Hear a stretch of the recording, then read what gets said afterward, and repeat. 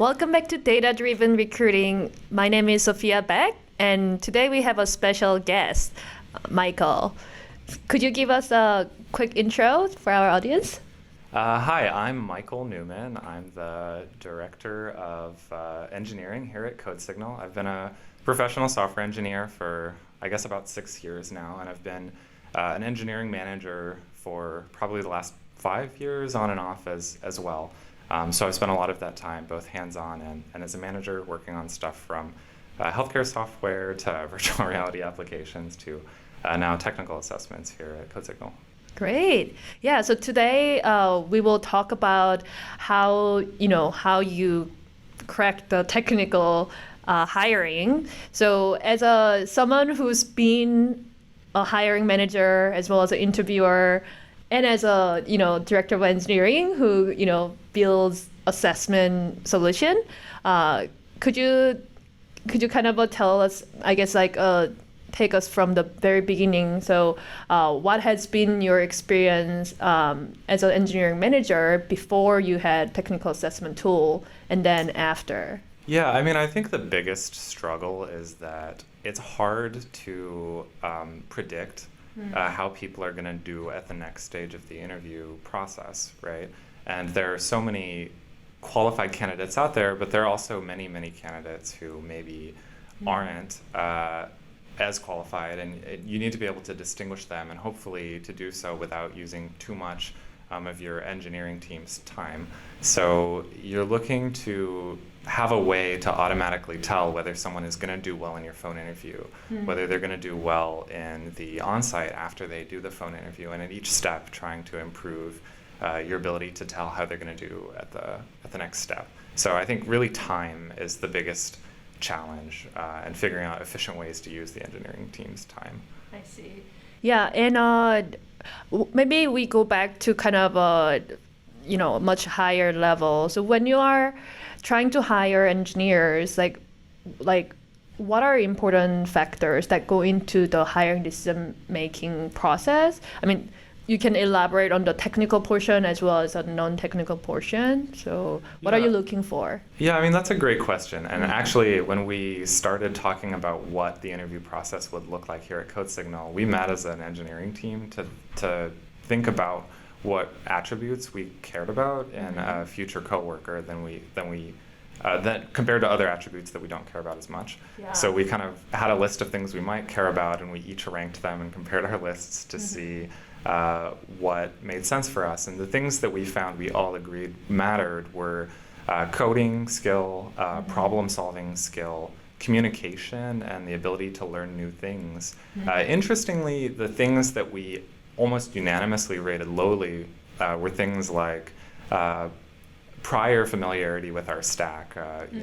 Do you happen to know this programming language or framework? We all pretty much agreed that those were not the most important things to measure for. I see. And why was that not as important to our engineering team, I guess? Because we believe that a skilled engineer can learn those things. So if you have someone who is a strong communicator, who is able to turn their thoughts and their intentions into working code, who has strong debugging skills, that person will be able to pick up languages and pick up frameworks and be productive in them, regardless whether they happen to have used the exact things that you use or not. And that is actually one of the reasons why resume-based hiring is challenging, right? Because the things that a resume emphasizes are exactly the things that we're trying not to filter by, which are, what exact languages have you used? What exact stack have you used? And we would rather have someone who's really bright and motivated and enthusiastic who can learn a language, not the person who happens to have used something very similar in the past. Right. Yeah. So could you kind of also tell us a little bit about things that you learned along the way? Because I mean, nobody has a perfect interview process from the first try. So what are some of the things you learned, and how have you kind of adjusted along the way to make it more fit for your hiring needs? Yeah, I think agreeing on what you want to measure ahead of time and having a goal for something that you're trying to learn at each step of the interview process is really important. Because if someone isn't, so I mentioned earlier that you want each step to be a predictor of the next step, but you don't want each step to be replaceable with all the other steps, because there's not a chance that you might reject somebody because you learned something new, then why are you doing that stage of the interview? You might as well just have gone from the information you already had, right?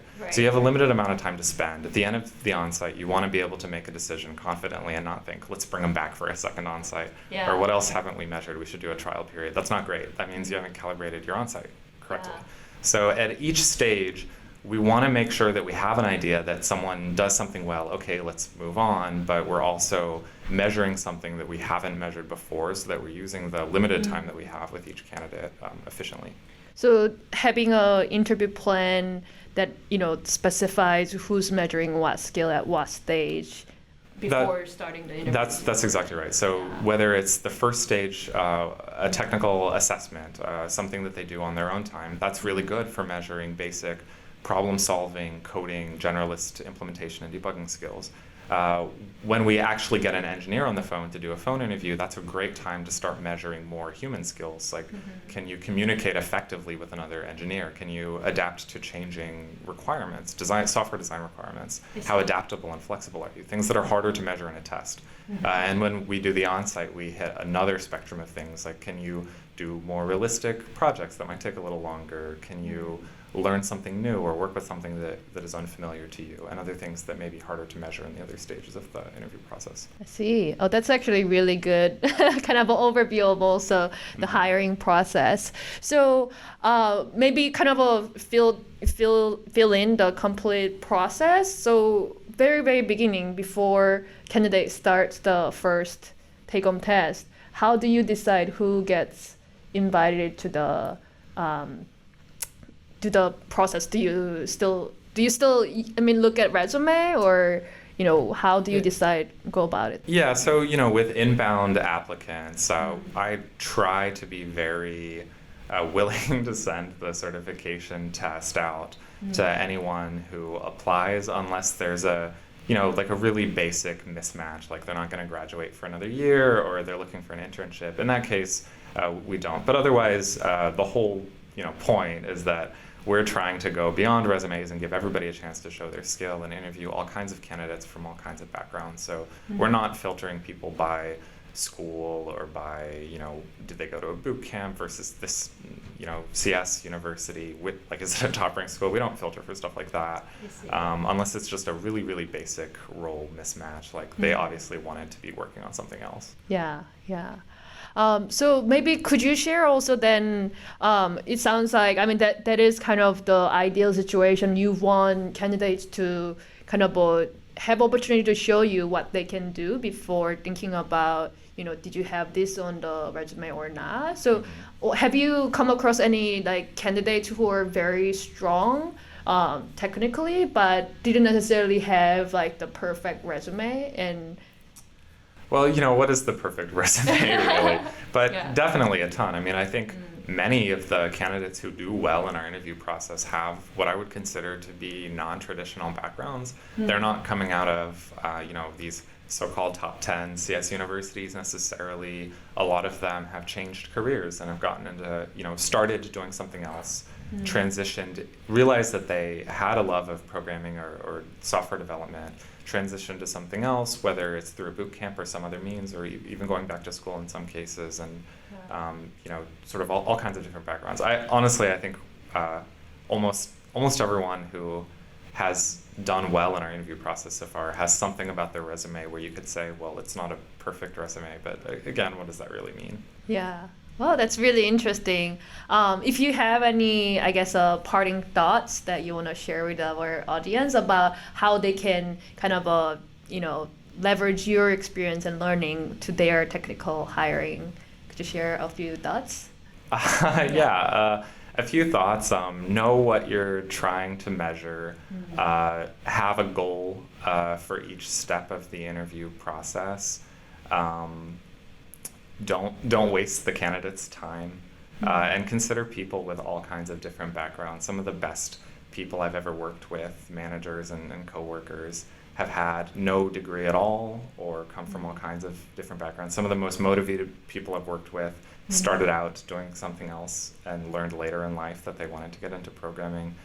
Give people a chance. Don't waste candidates' time. Have a goal for each step of the interview, and you'll be good to go. Great. Well, thanks for the insights, and thanks for tuning in. We will see you next time.